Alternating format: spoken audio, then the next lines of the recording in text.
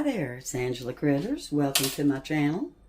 Well, I make dump cakes year-round, but in the summertime, I like to make them with fresh fruit. And this is actually called a peach blueberry cobbler, but it really is a dump cake. But it's going to taste just like a cobbler, and the topping actually tastes caramelized when it's finished cooking. So we've got a 9 by 13 pan, and we're covering it all the way to the corners with butter. It's really important because it'll stick, because this is fresh fruit. This is not a can of pie filling or peaches. So now we're going to sprinkle a tablespoon of flour all the way to the edges. And this, try not to use spray. If you have enough butter, use butter. This particular cake tastes so much better with butter. But if you've got some corners or something that don't look like they've been covered, spray the corners. All right, so we got our tablespoon of flour there. And then what we're going to do is we're going to do 4 peaches that I've got sliced up. And we're going to put them on the bottom. And I did not add sugar, but these were very sweet. So I just let them sit in their own juices after I cut them. And here's a peach pit. Looks like I missed cutting one right. Hold on a second. This is one of my favorite spring desserts. And a friend brought me these peaches from the North Carolina mountains.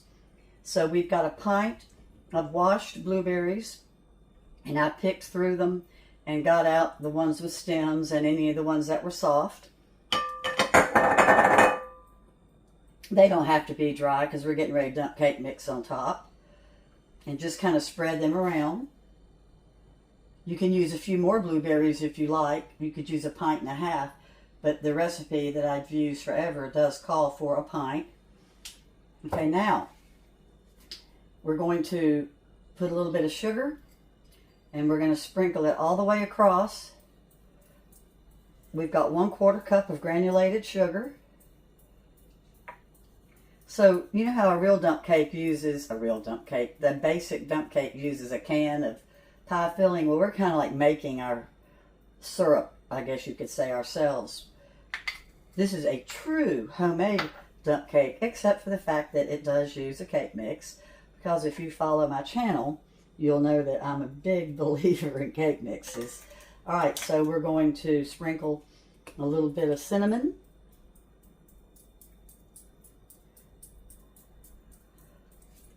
And some vanilla, and I always use Watkins. And we're just going to sprinkle a little bit of that over. It's 1 teaspoon. Then we're going to kind of shake. So now, when I first started making this, cake mixes were bigger than they are now. They cut them down to 13.25 ounces a few years ago and didn't tell anybody. They used to be 18. So I always add either extra cake mix if I have it on hand, or I add some vanilla pudding. So I've got a package of Jell-O vanilla pudding here because the original recipe did call for more, and we don't want this to be skimpy. You know what I mean? We don't want it to be a skimpy dessert, and it would be skimpy if it didn't have enough cake. So we're going to put the cake on first, and then we're going to come around and sprinkle the vanilla pudding all over the top. And they just kind of incorporate together when the melted butter goes on. And your butter, you cut real thin. I'm a proponent of cold, cold, cold butter for these cakes. So if you have time, put it in the freezer for a little bit, and it's easier to slice, and it's 1.5 sticks of butter. And I should not have made a hobby out of putting this on. I just started talking, and it took me longer than it should have. This is a Betty Crocker Super Moist Yellow Cake Mix, but you can use any yellow cake mix that you want. And if all you have on hand is a white cake and you feel like making a cobbler, use a white cake. You know, I always say go with what you've got on hand. So now we're going to sprinkle on our vanilla pudding.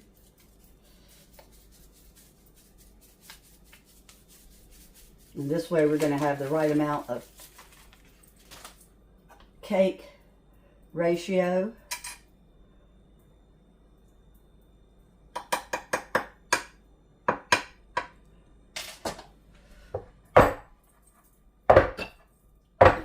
And we shake the cake, and now we're going to put my thinly sliced 1.5 sticks of cold butter, and my recipe calls for salted butter. I did not have any salted butter on hand, so I'm just having to use what I've got. So I'm going to have this touch and go all the way across, and like I said, it caramelizes. It's really good.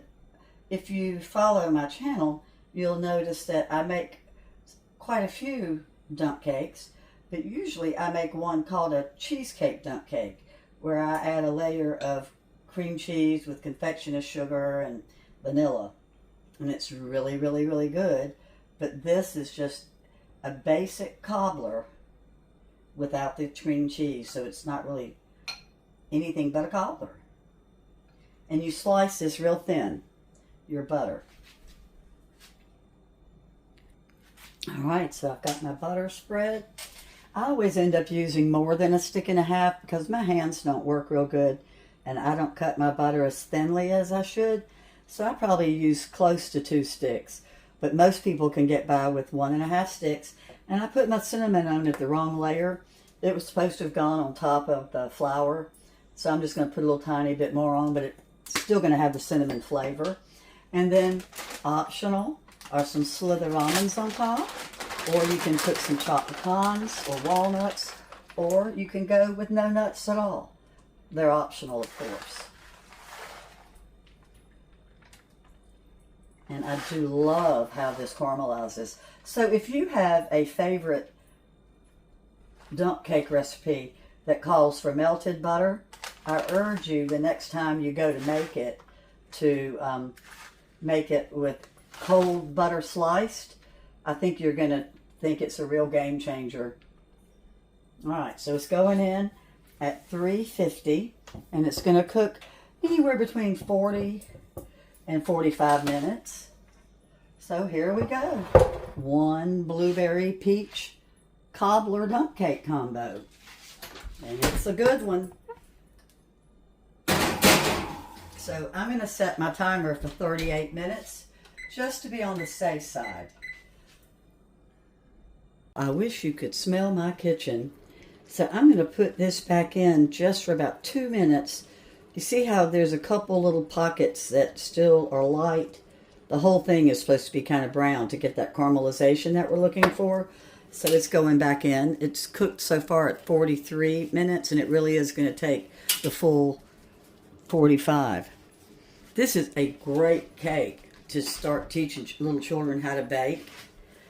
Kids love making a dump cake. And this one's more fun for children because they get to actually handle the peaches and the blueberries, where when you're making a dump cake with canned fruit, it's not quite as hands-on.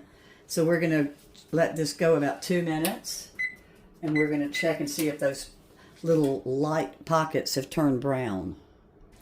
Well, it is bubbling hot, and it cooked for 45 minutes, and I cannot wait to taste the caramelization on the top.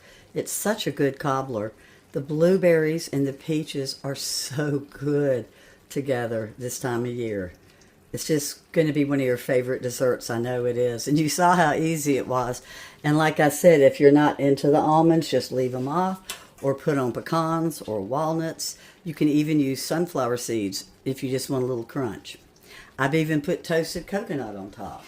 So when this cools, I will get a little bowl of it and we'll see what it looks like. You have to let this cool 15 minutes if you still want to have a tongue. Otherwise, your tongue will burn off. I don't know if you can see the bubbles. Let's see. I'm not sure I have my light on. I don't think I do. There we go. Look at the bubbles. Look at them bubbling. Oh, And the corners are bubbling, and they look just like caramel, or caramel, however you want to say it. Oh, I can't lick that. I won't have a tongue. I'll be back in just a second, and we'll look at what it looks like in a bowl. Well, it's been 15 minutes, and I cannot wait to taste it. And I have to admit, I took a little corner out. If you look right there, I couldn't wait. Oh, the peaches and the blueberries together is heaven. If you've never thought about putting peaches and blueberry together, this is the recipe to give it a try.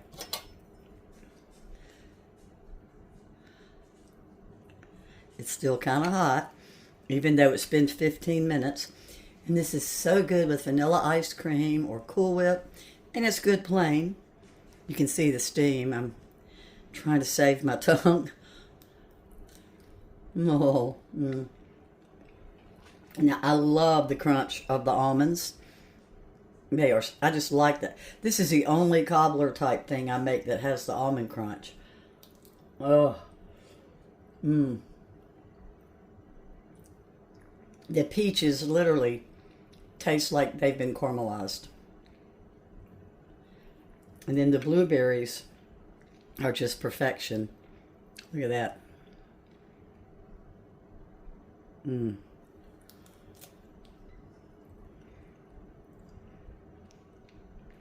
It lasts for 3 days, and it says that you should put it in the refrigerator, but if I don't have room in the refrigerator, I leave it out on the counter. There's no milk or egg or anything in it. Well, thanks so much for watching, and as always, I'm going to list the complete directions in the description, and I'll list exactly, the steps that I took. And I'm going to get a little bit more. I'm going to get another one of those peaches. Bye-bye.